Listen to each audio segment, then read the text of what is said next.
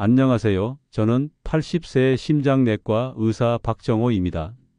평생을 환자들과 함께 하다 보니 어느덧 반세기를 넘기며 심장내과의로서 여러분에게 꼭 당부드리고 싶은 내용을 이 시간 알려드리려 하니 끝까지 시청하시어 도움이 되시면 좋겠습니다. 여러분, 누구나 이런 생각 한 번쯤 해보신 적이 있으실 겁니다. 만약 지금 혼자 집에 있는데 갑자기 가슴이 쥐어짜듯 아프다면 어떻게 해야 하지? 밤에 숨이 막히는데 도움을 줄 사람이 없다면 나는 살아남을 수 있을까? 평소 튼튼하다 생각했지만 그 순간만큼은 불안하고 막막할 수밖에 없습니다. 이 두려움은 단순한 상상이 아니라 실제로 많은 환자분들이 진료실에서 털어놓는 고민입니다. 저는 수십 년간 환자분들이 위기 순간에 보였던 극명한 차이를 확인했습니다. 어떤 분은 아무 대처도 못한 채 시간을 흘려보내고 결국 기회를 놓쳤습니다. 반면에 어떤 분은 평소에 알고 준비했던 대로 침착하게 대응해 살아났습니다. 차이를 만든 것은 젊음도 아니고 체력도 아니었습니다. 바로 알고 있었느냐, 준비했느냐였습니다. 실제 사례를 말씀드리겠습니다. 한 환자분은 거실에서 TV를 보던 중 갑자기 가슴이 조여오고 식은땀이 쏟아졌습니다.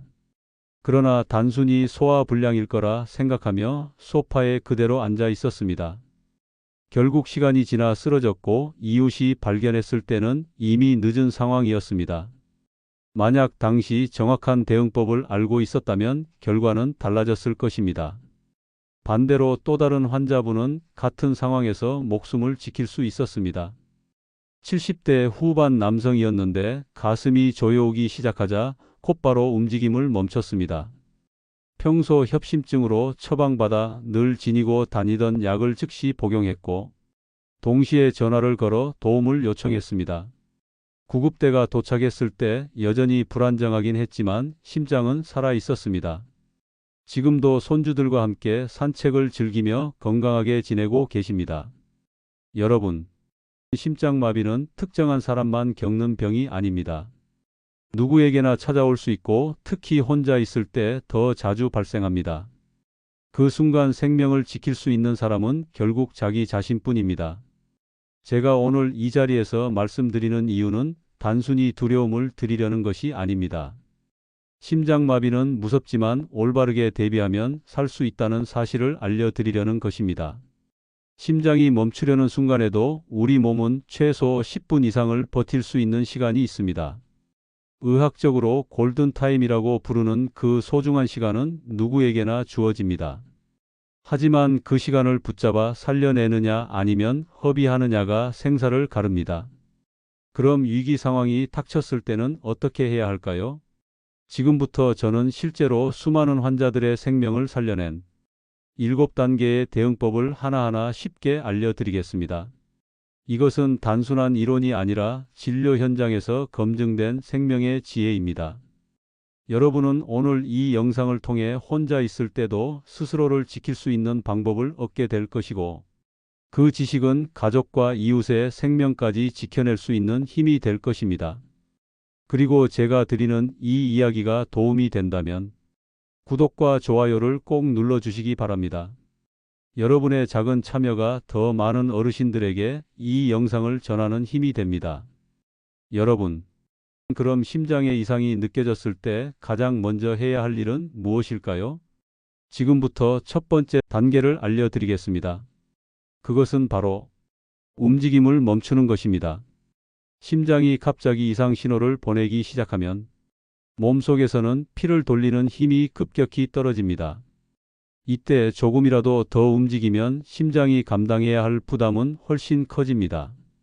이미 불이 붙은 장작 위에 기름을 붓는 것과 같은 원리입니다. 따라서 가장 먼저 해야 할 일은 무조건 멈추는 것입니다. 앉아 계셨다면 그대로 멈추어 앉고, 걷고 있었다면 그 자리에서 걸음을 멈추고, 혹시 무거운 물건을 들고 계셨다면 곧장 내려놓으셔야 합니다. 몸을 정지시켜 심장이 더 이상 큰 부담을 지지 않도록 하는 것, 이것이 생존으로 가는 첫걸음입니다. 제가 진료실에서 들었던 실제 사례가 있습니다. 한 환자분은 시장에서 장을 보던 중 갑자기 가슴이 쥐어짜는 듯 아팠습니다. 그분은 장바구니를 든 채 빨리 집에 가야겠다고 생각하고 서둘러 발걸음을 옮겼습니다. 그러나 몇 걸음 가지 못해 그 자리에서 쓰러지고 말았습니다. 만약 그 순간 장바구니를 내려놓고 바로 멈췄더라면 구급대가 도착할 때까지 버틸 수 있었을지도 모릅니다. 반대로 또 다른 분은 달랐습니다. 역시 길을 걷다가 갑자기 가슴이 아프기 시작했는데 그분은 즉시 발걸음을 멈추고 벽에 기대 앉았습니다. 주변 사람들에게 도움을 요청했고 구급차가 도착할 때까지 의식을 잃지 않고 버틸 수 있었습니다. 이처럼 멈추느냐 계속 움직이느냐가 생사를 가르는 순간이 될 수 있습니다. 여러분, 혹시 이런 생각이 드실 수도 있습니다. 조금만 더 가면 집인데 거기까지만 가서 쉬면 되지 않을까? 남들에게 폐 끼치기 싫으니 그냥 혼자 참고 가야지.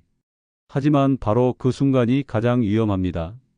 심장은 이미 힘겹게 버티고 있는데 조금만 더 움직여도 쓰러질 수 있습니다.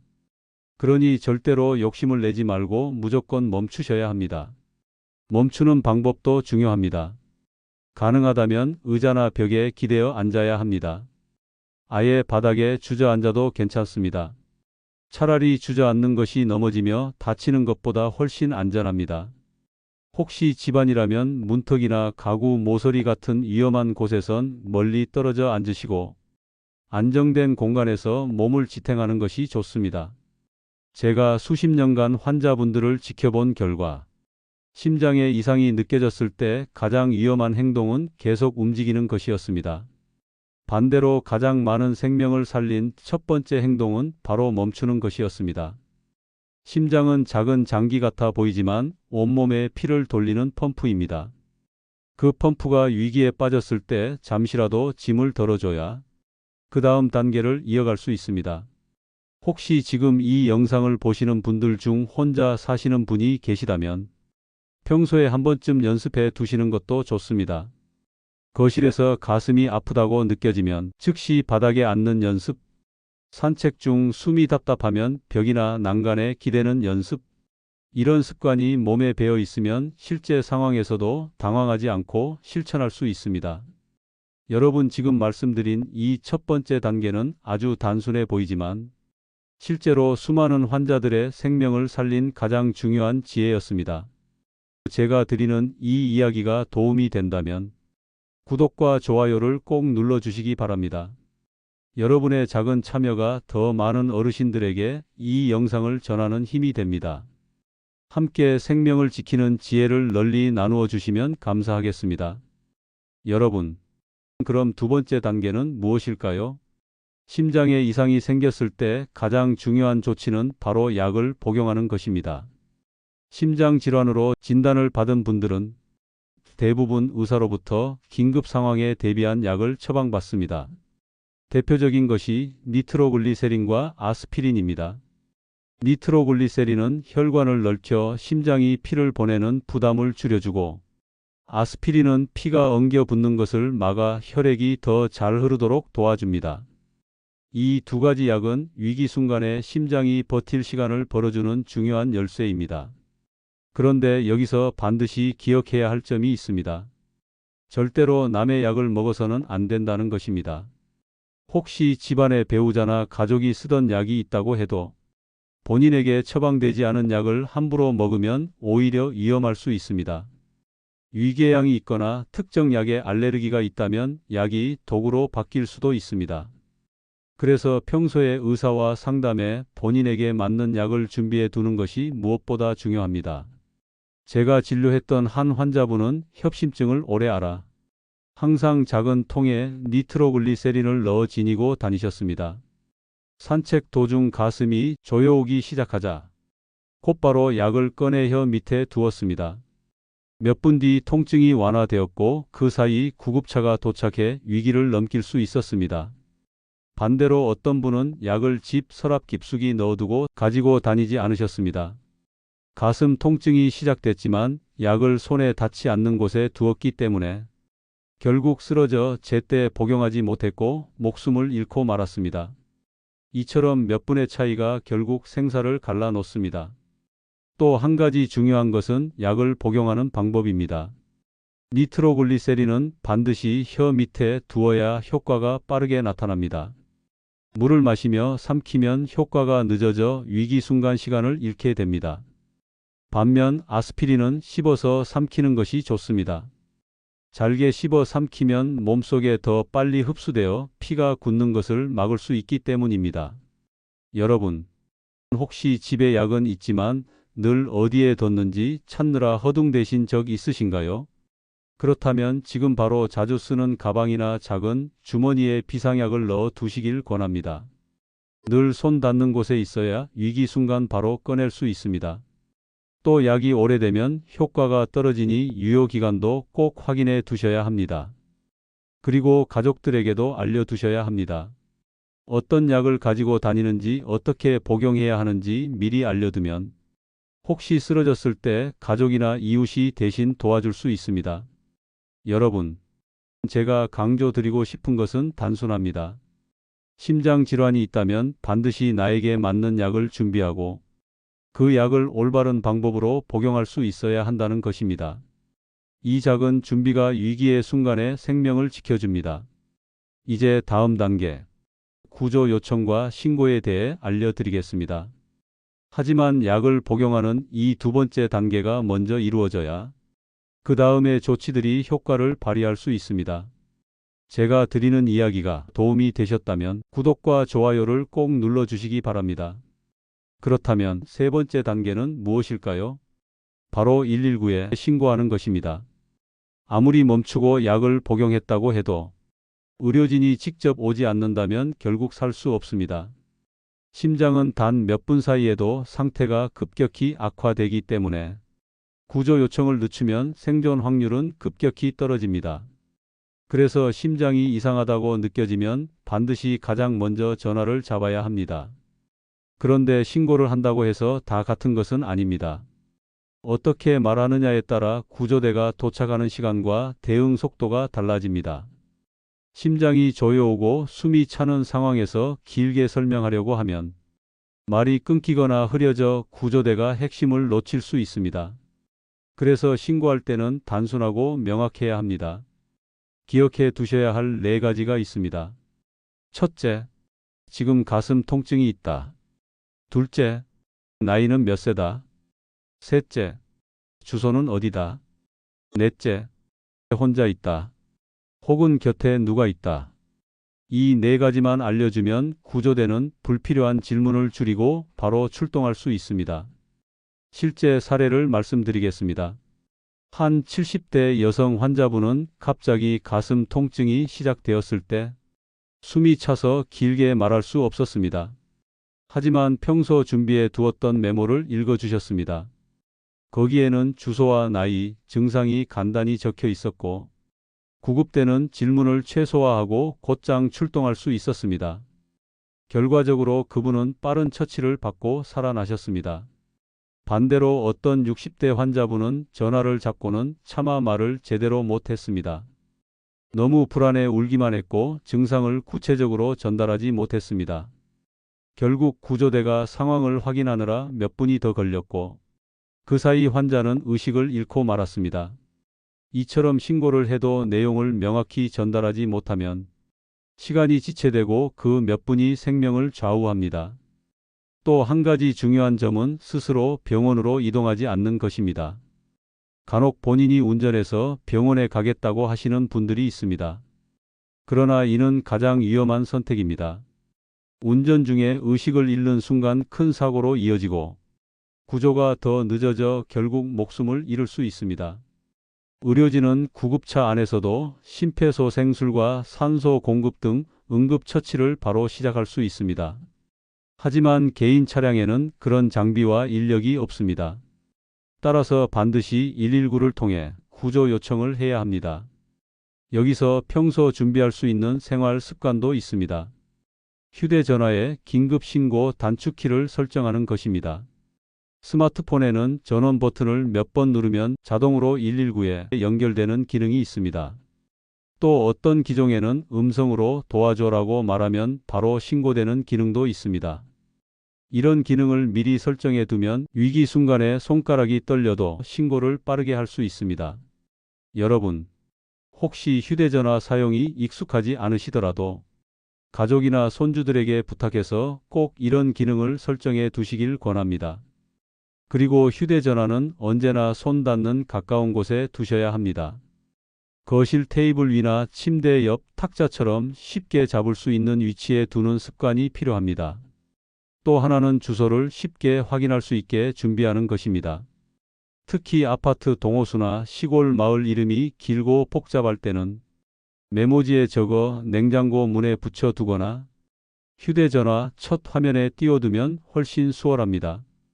위기 순간 주소가 바로 떠오르지 않아 허둥대는 경우가 많기 때문에 평소에 작은 준비가 큰 차이를 만듭니다.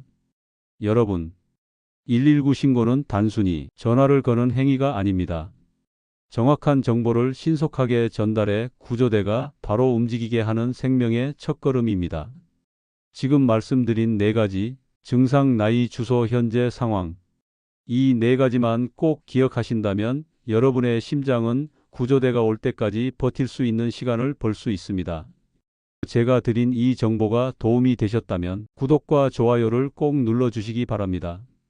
여러분의 작은 참여가 더 많은 어르신들에게 이 영상을 전하는 힘이 됩니다.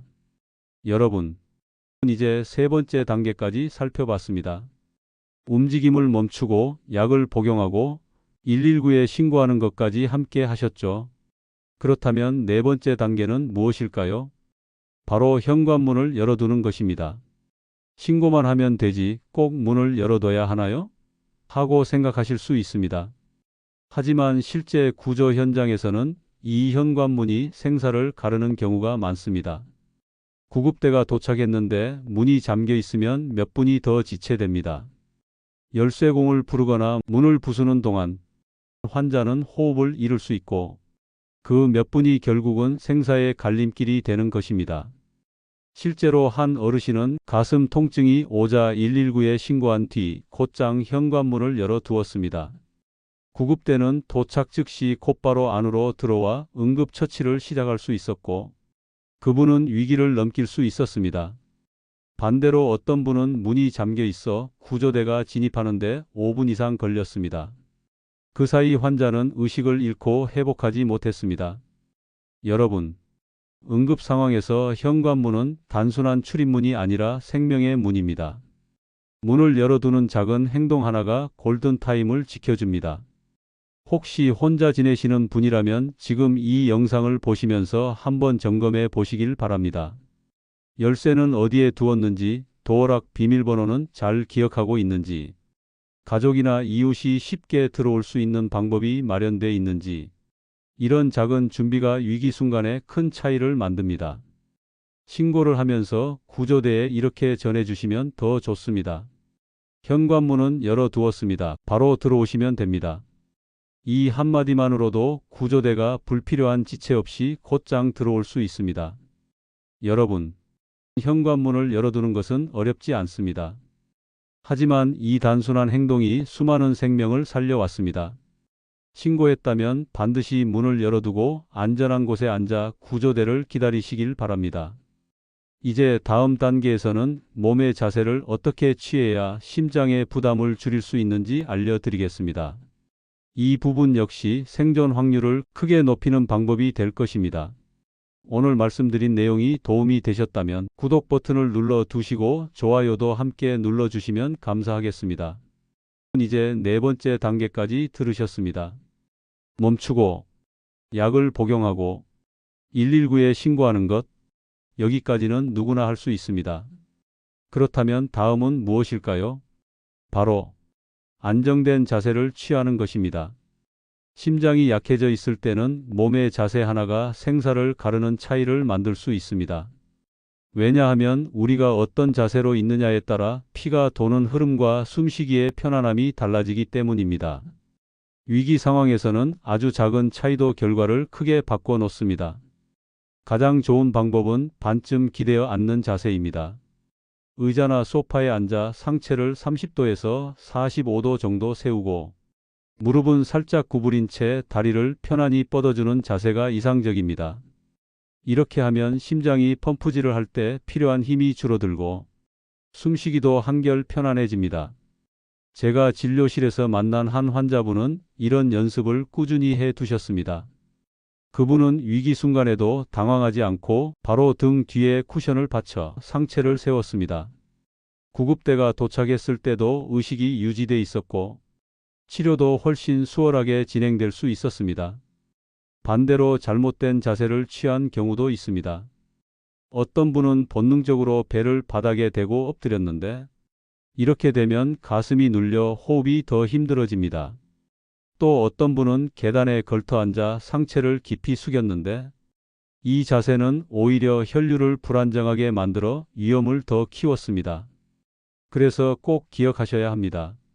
심장이 이상하면 몸을 웅크리거나 숙이는 것이 아니라 등을 받치고 상체를 살짝 세우는 것이 정답입니다. 그리고 중요한 것은 옷차림입니다. 허리를 조이는 벨트, 목을 누르는 넥타이, 호흡을 방해하는 스카프 같은 것들은 모두 느슨하게 풀어주어야 합니다. 피가 원활하게 돌 수 있도록 몸을 편안히 해주는 것이 필요합니다. 겨울철이라면 담요를 덮어 체온이 떨어지지 않도록 하는 것도 중요합니다. 차갑게 식은 몸은 심장에 더 큰 부담을 줍니다. 여러분, 지금 이 영상을 보시면서 한번 따라 해보시길 바랍니다. 소파에 앉아 계시다면 등 뒤에 쿠션을 받치고 무릎을 살짝 구부려 보십시오. 침대에 계시다면 베개를 두세 개 겹쳐 상체를 높여 보십시오. 이런 작은 연습이 몸에 배어 있으면 실제 위기 상황에서도 당황하지 않고 바로 실천할 수 있습니다. 심장은 초 단위로 싸우는 장기입니다. 조금이라도 숨쉬기가 편안해야 뇌와 장기에 산소가 도달합니다. 안정된 자세는 단순히 편안함을 넘어 생명을 지켜내는 다리와 같은 역할을 합니다. 앞으로 이어질 단계에서는 가족이나 이웃에게 연락하는 방법을 말씀드릴 텐데 그 전에 오늘 알려드린 올바른 자세를 꼭 기억하시길 바랍니다. 혹시 지금 제가 드린 정보가 도움이 되셨다면 이 채널을 구독해 두시고 좋아요도 눌러주시면 감사하겠습니다. 여러분의 응원이 더 많은 어르신들에게 이 지혜가 전해지도록 만드는 힘이 됩니다. 작은 실천이 결국 큰 생명을 살리는 길이 됩니다. 여러분, 이제 마지막 7번째 단계입니다. 바로 호흡을 다스리고 응급 정보를 준비하는 것입니다. 심장마비가 의심되는 순간 몸은 긴장으로 굳고 숨은 점점 가빠집니다. 이때 대부분은 본능적으로 빠른 호흡을 몰아쉬는데 짧고 급한 호흡은 오히려 심장에 더 큰 부담을 주고 산소가 제대로 공급되지 않아 뇌와 장기가 동시에 위험해집니다. 그래서 반드시 폭식 호흡을 하셔야 합니다. 코로 천천히 숨을 들이마시며 배가 부풀어 오르는 것을 느끼고 4초간 멈춘 뒤 입으로 6초 이상 길게 내쉽니다. 이른바 4대6 호흡법입니다. 이 호흡은 혈액 속 산소를 늘려 심장이 덜 힘들게 하고 동시에 불안한 마음을 가라앉히는 데 큰 도움이 됩니다. 혹시 주변에서 심장이 아플 때는 기침을 크게 하면 좋다라는 이야기를 들어보셨을 겁니다. 그러나 의학적으로는 효과가 입증되지 않았습니다. 오히려 심장을 압박하고 에너지를 소모시켜 더 위험해질 수 있습니다. 따라서 무리한 기침보다는 폭식 호흡으로 천천히 숨을 고르는 것이 가장 안전합니다. 여기에 더해 반드시 준비해 두셔야 할 것이 있습니다. 바로 스마트폰 응급 의료 정보 설정입니다. 요즘 휴대전화에는 긴급 상황에서 의료진이 잠금 화면만으로도 혈액형, 복용 중인 약, 알레르기, 가족 연락처 등을 확인할 수 있는 기능이 있습니다. 이 정보를 등록해 두면 의식을 잃어도 구조대가 필요한 정보를 즉시 파악할 수 있습니다. 실제로 제가 아는 한 환자분은 약물 알레르기가 있었는데 스마트폰 응급 정보 덕분에 위험한 약 투여를 피하고 목숨을 건질 수 있었습니다. 작은 준비였지만 생사를 가르는 큰 힘이 된 것입니다. 이제까지 말씀드린 7단계를 간단히 정리하겠습니다. 첫째, 움직임을 멈추기. 둘째, 평소 복용하던 약을 올바르게 복용하기. 셋째, 119에 신고하기. 넷째, 현관문을 열어두기. 다섯째, 안정된 자세 취하기. 여섯째, 가족과 이웃에게 연락하기. 일곱째, 올바른 호흡과 응급정보 설정하기. 여러분, 이 7단계는 단순한 지식이 아니라 제가 50년 넘게 환자 곁에서 직접 확인한 생존의 지혜입니다. 준비한 사람은 살아남았고 그렇지 못한 사람은 기회를 잃었습니다. 그 차이를 만든 것은 운명이 아니라 알고 실천했느냐의 여부였습니다. 오늘 이 영상을 보신 뒤 꼭 한번 점검해 보시길 바랍니다. 휴대전화는 손 닿는 곳에 있는지, 현관문은 쉽게 열 수 있는지, 응급 연락망은 준비되어 있는지, 이 작은 습관이 여러분과 가족의 내일을 지켜줄 것입니다. 여러분, 오늘 함께한 내용이 도움이 되셨다면 구독과 좋아요를 눌러주시고 주변 가족과 친구, 이웃에게도 이 영상을 나누어 주시길 부탁드립니다. 여러분의 참여가 더 많은 생명을 살릴 수 있습니다. 저는 올해로 80을 넘겼습니다. 의사로 살아온 세월 동안 많은 환자의 심장을 살리기도 했고 안타깝게 떠나보내기도 했습니다. 이제는 제 경험을 나누는 것이 제 마지막 사명이라 생각합니다. 여러분의 심장이 오래도록 건강하게 뛰어주기를, 여러분의 삶이 사랑하는 가족과 함께 따뜻하게 이어지기를 진심으로 기원합니다. 건강히 지내시고 다음 시간에 또 뵙겠습니다.